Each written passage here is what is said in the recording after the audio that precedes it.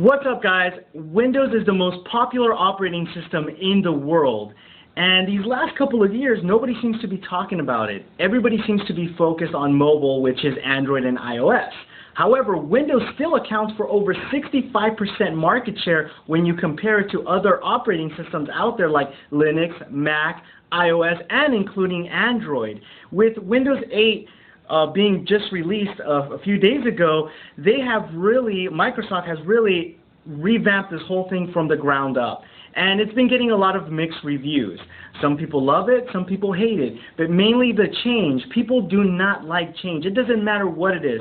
Facebook, when they changed their interface, people started saying, oh, I hate it, and then everybody gets used to it. But make no mistake, guys, that Windows is here to stay, and Microsoft has produced a great product, and I'm going to show you why.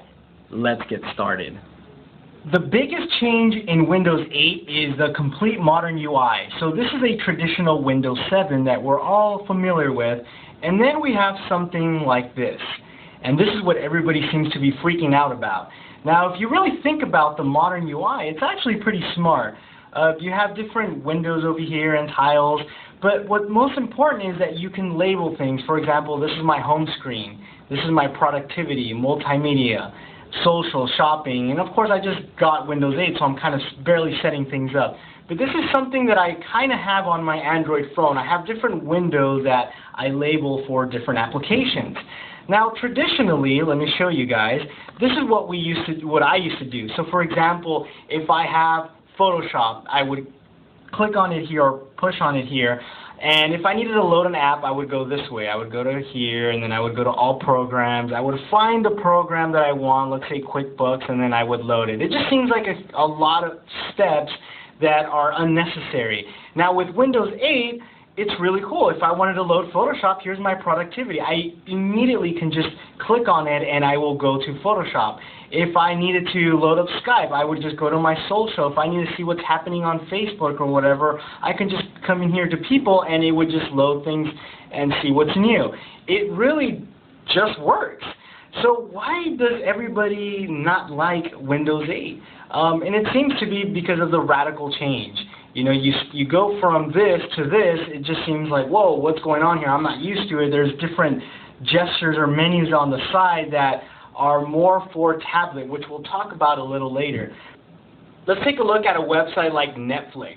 Traditionally, you would have to open up your browser, go on to Netflix.com, and this is sort of the experience you get. Now, that Flash is dead, you could say, and HTML5 is growing stronger. You're still limited, though, with HTML5. You can only do so much. So that rich experience that we were used to is kind of dying down, and everything is sort of, I guess you could say, plain and simple. But that's not the case with Windows 8. See, with Windows 8, you now have apps. So for example, I could download the Netflix app and my experience is going to be much better. So this would be the Netflix application, and it's a lot more of a rich experience compared to the website version. So these are some of the top 10. And I know that's available on the website, but it's just completely different. And if I had a touch-enabled device, I can just sort of swipe away, and it would just be a lot better. I can't do that with, I would have to drag over here. So really, Windows 8, once you start using it with a touch-enabled device, and you know, laptops are going to be eventually touch-enabled, and it's going to bring you even a better experience. But overall, however, things really haven't changed much.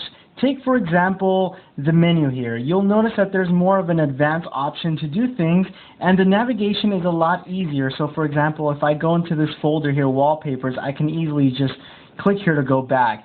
So the interface is a lot nicer. It reminds me more of kind of like Microsoft Word, per se. You can do things like move, copy, delete, rename. Everything is a lot easier to do rather than right-clicking and, you know, dragging things around.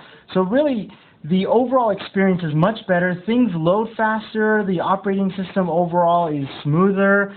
I haven't had any compatibility issues, and I run a lot of different programs like Photoshop, Premiere, FileZilla, just different programs, and I haven't had any issues at all. So overall, the experience is going to be actually better, and again, not much has changed with the exception of the modern UI that you've seen in the beginning of the video. But I think where Windows 8 really shines is that no matter if I'm using my desktop or notebook PC or I'm over here on my tablet, the experience is going to be the same. And I think that's where Microsoft really nailed it, is that no matter tablet or notebook, PC, everything is pretty much the same, and it's something that it's a familiar interface. Unlike Apple that has their, Mountain Lion and iOS, the experience is completely different, and I think this was a really bold move on Microsoft, but I think it's going to pay off in the end.